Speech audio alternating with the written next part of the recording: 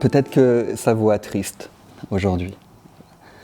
Sa voix triste parce que depuis, on voit qu'il y a une accélération du retour de l'histoire dramatique en Europe et dans le monde et que mon travail qui avait été primé en 2011 parlait de l'Ukraine à travers Tchernobyl, qui était déjà une histoire terrible. Eh bien aujourd'hui on connaît l'histoire de l'Ukraine avec le retour de la guerre, avec l'agression russe. Et voilà, et donc moi depuis 2011, je revais toujours en Ukraine, donc sa voix très triste.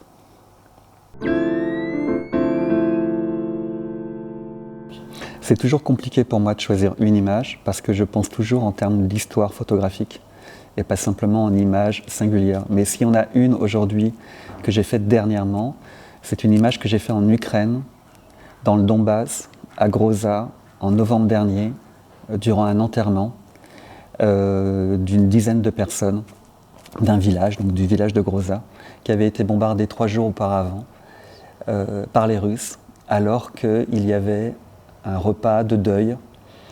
Et ce bombardement a tué 50 personnes. 50 personnes dans un village de 300 habitants.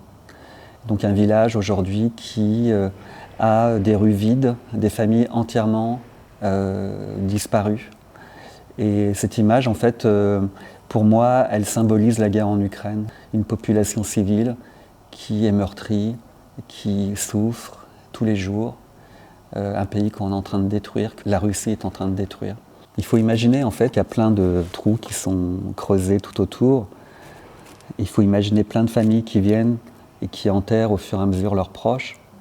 Il faut imaginer qu'il y a 2 popes, un pope qui est à l'arrière, qui enterre une autre famille, qui chante en russe, le pope qui enterre en ce moment 3 personnes chante en ukrainien, et donc les voix qui dans l'air se mélangent, les chants qui se mélangent, et donc ces chants russes et ukrainiens qui sont en train de se mélanger.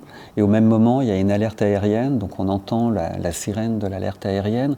Au même moment, j'ai mon fixeur qui me dit il y a 3 avions qui viennent de décoller en Russie et qui vont bombarder dans la région. Donc il faut imaginer toute la tension entre la douleur, la tension des alertes, les pleurs, les journalistes autour qui photographient. C'était un moment très très dur. Il y a une autre image qui est très très simple, qui est juste un portrait, le portrait d'une femme qui a la moitié du visage qui a été défiguré. C'est une femme qui a été défigurée alors qu'elle quittait Mariupol. Il y a eu un bombardement et donc elle a été touchée pendant le bombardement.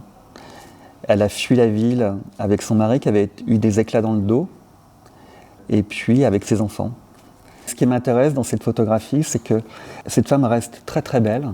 Il y a les fleurs de son chemisier qui nous parlent d'un printemps qui a été perdu. Et elle a un regard très fort, elle a un regard qui sait qu'elle a perdu quelque chose et en même temps elle reste très très forte. Et puis elle reste belle.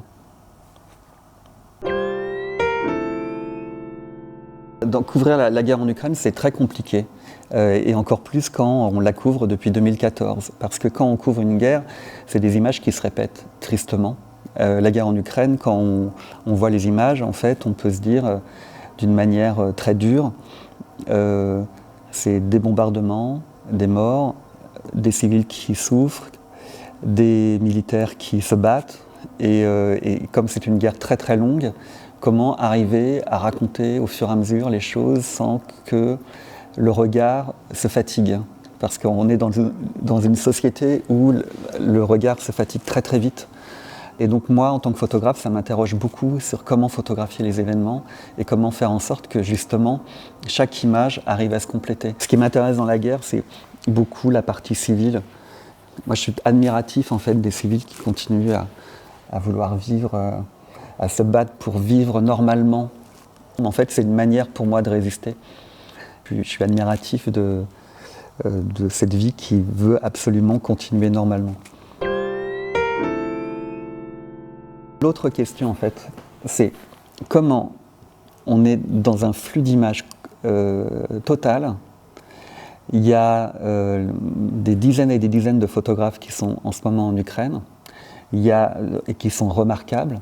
Comment arriver à continuer à raconter quelque chose qui va être singulier et qui ne va pas être juste une image en plus par rapport à tout ce flux d'images. Et donc la vraie question en fait, que je me pose tout le temps, c'est comment raconter les choses.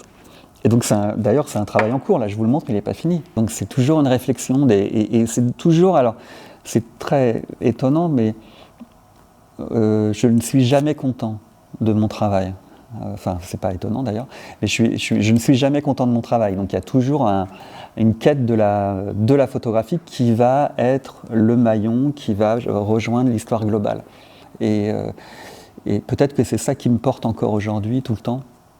C'est ce que je vais faire après, comment je vais le raconter, ce que je vais chercher sur le terrain, le rapport avec les gens aussi sur le terrain. La volonté aussi de faire en sorte qu'on soit toujours là pour témoigner de cette guerre. Moi, ce qui m'intéresse dans la photographie, c'est le médium en tant que tel, c'est-à-dire que c'est le médium qui ne dégage aucune sonorité. Et donc, c'est ce que j'aime dans la photographie, c'est que quand je regarde une photo, en fait, c'est d'abord le silence qu'elle provoque qui va me faire réfléchir, qui va me faire arrêter. Et c'est ce que je recherche quand je photographie, je recherche le temps suspendu. Alors c'est un peu cliché de le dire, mais c'est ce que je recherche vraiment. Et donc c'est beaucoup de moments très... dans cette image-là, par exemple, il y a le geste de cet homme qui est tourné, qui est en train de jeter de la terre, en fait, sur le cercueil, qui est totalement arrêté. Et j'essaie d'attraper comme ça ces gestes hyper symboliques, mais très forts aussi.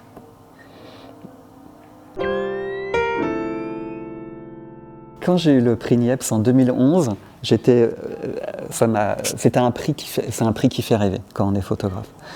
C'est un prix qui fait rêver parce qu'en fait, il y a une lignée de photographes derrière. Et en fait, c'est se rattacher à cette lignée. Et ce que j'avais dit quand j'avais eu le prix, c'est que contrairement à ce qu'on peut croire, c'est pas un aboutissement, c'est une responsabilité. Et que, en fait, quand on a ce prix, faut tenir.